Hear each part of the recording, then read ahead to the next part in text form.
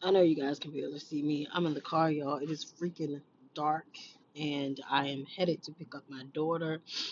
And this is probably like the third video I made, but it's just I'm putting everything in the drafts right now. So this is probably the last video I make tonight before I go to sleep, though. And the other two videos I upload in a few minutes.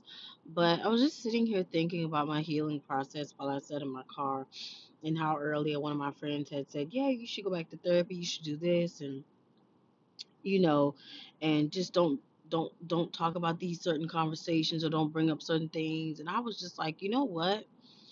I'm healing. I'm healing. And I'm not gonna run from my healing.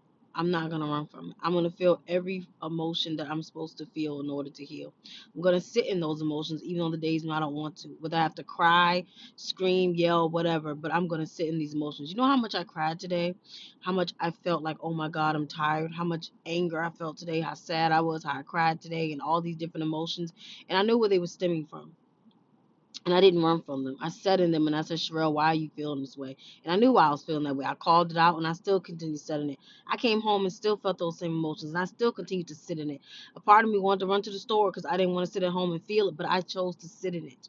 And eventually, once I sat in it long enough and I started watching YouTube videos and inspirational speakers, I started to feel better. For me, I'm not running for my healing process. I'm not going to do that. If I have a moment one day where I think about my ex and I'm sad about it, I'm going to be sad. If I'm angry with him one day, I'm going to be angry about it. I'm allowed to be angry. I am not going to run from my emotions just because that's what most people think you should do. People think you shouldn't talk about it. People think you should avoid the conversations. I'm not going to do that. I'm not going to do it. I mean, at the end of the day, I have to talk about these things to heal. I have to go through the emotions to heal. And anybody out here who's trying to heal and you're choosing to try to run from your emotions by throwing yourself into work or going constantly out shopping or wherever so you don't have to feel anything, at some point you got to sit and heal. So you're going to have to feel emotions in order to heal. Otherwise, you can't heal. And yes, there are times where I do go to the store to get out, to clear my mind, and nothing's wrong with that. But you have to sometimes sit at home and sit in those emotions.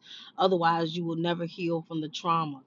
And it is okay to feel every single emotion and not be scared to run from it, because if you run from it, you're not going to heal from it. And that's one thing that I'm not going to do during my process. I'm going to show y'all when I'm having good days and bad days and when I'm going through certain situations, because that also helps other people know that, hey, she's going through that, I'm going through that too. We're in the same boat. Okay, I'm not so much alone.